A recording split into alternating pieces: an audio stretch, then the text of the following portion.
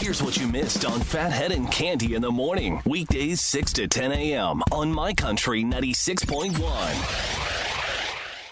My Country 96.1, Phathead, Cande Roth, looking at a decent weekend, 50 to 53 all days. Today, a little cooler with the wind, but by Sunday looks to be the best day. And Monday, I'm not happy about this, the eclipse day looks to be a picture-perfect day, and that just helps my children want to look up in the sky, and I don't like it at all, Cande. All right. Let's all take a break. You can get glasses. No?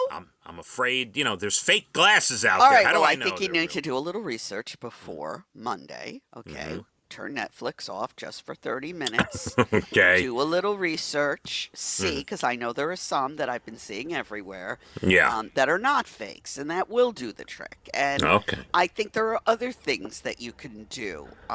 You need to. Me, I don't know what I'm going to do, all right? But the kids really want to see it, so you should really try to see what they need so they could do that. No, Leah already told me she's not looking up, and anyone who does is an idiot. That was her quote to me. She is her father's daughter. She is. She is her father's daughter. There is no doubt about it. But the other two are more like me. They want to look. They might. We'll see. I wasn't here yesterday, but we had a big discussion the day before about your theory. Someone asked you to borrow $10. They took the money, you lent them. They went and they bought Powerball tickets and won a whole pile of money. And you felt that you should get a lot of that or some of that. And I wondered, did anybody comment on that after we were done? Because we had several lengthy conversations about it. Right. So, yes, I got a few comments. Now, let me just backtrack for a second, because the conversation wasn't about me. If I lend you the $10 and you win, I want this. It was also 50% of the conversation was, if I won, for karma's sake, I am definitely cutting a huge check to that person that lent me the money. And for that matter, some very close friends and family, because think about how good for the rest of your life you could feel knowing that all those generations of families you have taken care of, Cande. You know? I know, but I'm wondering the feedback that you got. Okay, all right. Because you were saying, your best friend Josh, he would split it in the middle. Go ahead. Hold on. All right. Split, I don't, right, like you say, who knows? He's not giving you half. Josh would be very generous. You don't understand the relationship Josh and I have. I get it, yes. Okay. Now, my father, of course, being the businessman that he is, he sent, and I'd have to search, it's way gone in the family chat. I'd have to really go back. But he did the whole, well, you got to hire lawyers and accountants and the taxes on this and that. And I understand all that.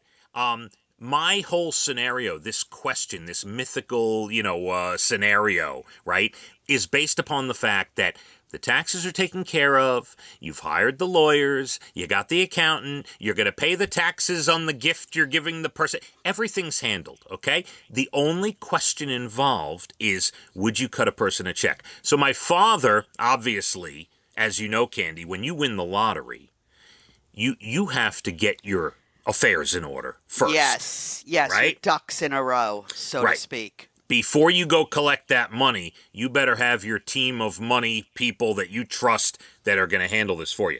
Now, I did get a text from Tennis Nick, and his exact quote, I would definitely cut you a check, karma for sure.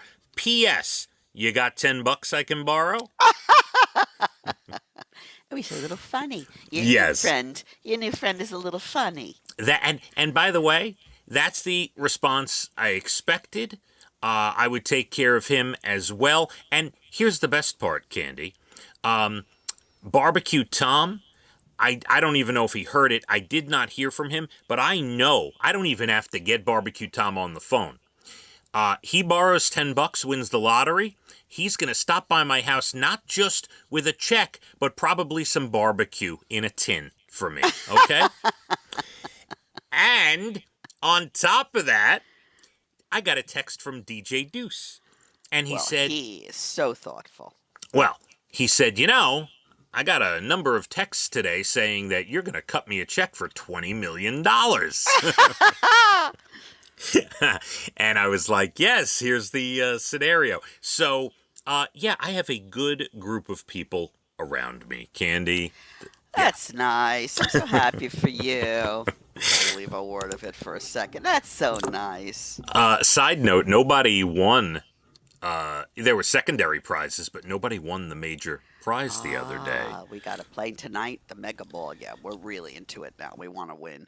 Is it we want to retire with millions. Well, is it tonight or Saturday? Mega Million is tonight. Powerball, I believe, is tomorrow night. Okay, so that's tomorrow. We shall see. On to other things. I can't believe this. Now, I'm assuming the people polled were younger, but Lara Croft Tomb Raider, Lara Croft, the character from Tomb Raider. Yes. Was voted in a poll of 4,000 gamers the number one most iconic video game character of all time. Oh, yeah, we're a little old for all of this ratings, yeah. How is that? Okay, I don't care how old you are. How is Pac-Man, or now with the movies, Mario, not number one on this list, Cande? Well, I love Mario. My kids were at the height of their youth during Mario, and we played and we loved Mario. Pac-Man was before their time, so they really don't know a lot about Pac-Man or Pac-Woman, which was fabulous. I guess it's how old you are, I'm afraid to say. Right. And by the way, we've talked about this with sports and everything. A kid today, and we've already mentioned Michael Jordan today, but a kid today might say, oh, LeBron. And I will sit there and be like, yeah, you don't understand, okay? I saw Michael Jordan in person. You don't get it. It's not LeBron. It's Michael Jordan, right? So I would have to tell the kids today, it's Pac-Man. He's the guy. And they'll be like, listen, old man, you don't know what you're talking about. That's the most boring game. When I showed my sons Atari and the tennis we used to, they were like, are you kidding me? This is so slow moving. Yeah. By the way, first tennis reference of the day, and you were the one that mentioned it. Very nice. Thank you. Pac-Man, and here's the crazy part. We're not going to go through the whole list, but because a lot of these I've never heard of, and it's not even worthwhile. But Pac-Man only came up number 6 on this list, Cande. And so Tomb Raider was number 1. What was number 2? Number 2 was Mario. Okay? Mario. That makes sense. The movie was huge, the whole thing. Number 3 is somebody called Agent 47 from Hitman. I don't think I know that one at all. Right. Sonic the Hedgehog came in 4th. Sonic the Hedgehog beat Pac-Man. Just stop. Everyone stop. Link from The Legend of Zelda was 7th. I don't even know what that is. And by the way, I'm skipping ones I've never heard of. Here's one. Pikachu from Pokemon was 12. Oh. And no one else in the top 20 I ever heard of. It's all young stuff. Wow. Yeah. All right, well, I think, you're a little old for this little survey. So we understand how you feel, but you're not in the majority anymore. Not only was Pac-Man the GOAT, but I would even say that Miss Pac-Man needs to be on this list. First of all, when Miss Pac-Man came out, I mean, come on. This was thrilling for all girls who loved regular Pac-Man. I still love it. You know what I think is the funniest? I try to think of the boardroom meeting that they had at Pac-Man or whatever company it was. And they said, all right, Pac-Man has taken off. We need to come up with our next game. What's it going to be? And someone raised their hand and said, I have an idea.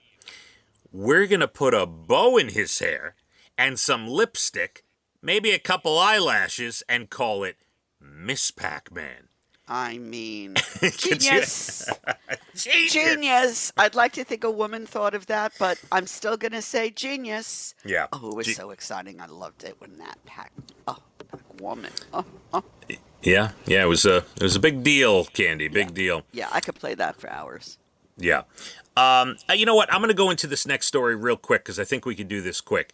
A doctor's going viral because he's talking about how white bread could be made healthier by toasting it. If you toast your white bread, it is halfway healthier than it is if you just eat it out of the bag. Because you burn all the chemicals in it? What's up? What are you saying? So this doctor in the UK, Karen Raj, posts health advice on TikTok. He also just published a book. It's called This Book May Save Your Life. And he went viral because he's talking about how white bread is not healthy. The glycemic index, you shouldn't have it. It breaks down in your body fast. It makes your blood sugar spike, all these things.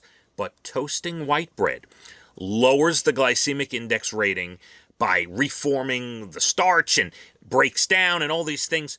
If you toast your white bread, it is much healthier, almost by half. And here's another one. If you freeze your white bread, then take it out and have it, it is much healthier to eat than just having it out of the bag. Well, that's good to know.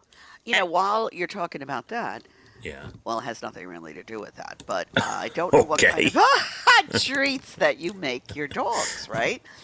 They're not healthy. You ever read the ingredients? Okay, I should have just gone to commercial and played music because now we have gone off the rails. All right, forget it. I have nothing to say. Hold on. Hold the thought. I want to discuss this at right. 8:47. What's All the right. topic? What are we talking about? Dog treats. Dog treats. Okay. Healthy dog treats. All right. Hold on to that. I have to add one more line to this white bread thing. All right. If you make pasta, put it in the fridge, and the next day heat it up, reheat it as leftovers, which we all do. Yes, we do. Also lowers the glycemic index doing it that way and is much healthier reheated the next day. How about that? That's a good fact. Thank you. All right. Hold on to the dog treat thing. We're going to talk about that. Good topic. I have some other stuff for you as well. Your National Day's good news stories at about 8:47. 8:12, we got Your Bald and the Beautiful. And 9 a.m., we've got our first summer show announcement for the Catholic Health Amphitheater at Bald Hill. Weekend looks great. 50 to 53, Friday, Saturday, Sunday. Let's get it. Let's hit the roads. My Country, 96.1. Phathead and Cande in the morning, weekdays 6 to 10 a.m. on My Country 96.1.